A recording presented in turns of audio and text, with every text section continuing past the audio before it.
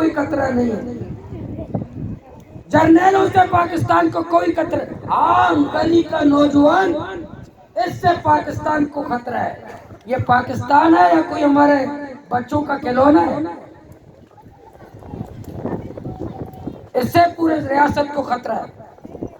इसलिए तुम्हें पाकिस्तान से कोई हमदर्दी नहीं है, तुम्हें बलूचों से दुश्मनी है। जो हमसे दुश्मनी करेगा, जो दुश्मनी करेगा हम दुश्मनी करेंगे, जो मोहब्बत करेगा मोहब्बत करेंगे।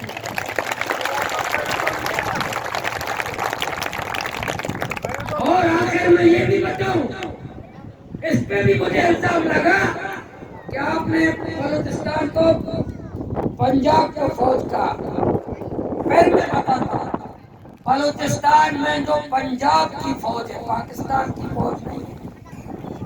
बलूचिस्तान में जो पंजाब की फौज दहशतगर्दी कर रही है, बलूचिस्तान में जो पंजाब की फौज हमारी तौहीन कर रही है, बलूचिस्तान में जो पंजाब की फौज हमारे बच्चों को लापता कर रही है, बलूचिस्तान में जो पंजाब की फौज हमारी चादर और चारदीवारी को पामाल कर रही है, पंजाब की फौज बलूचिस्तान से निकल जाए।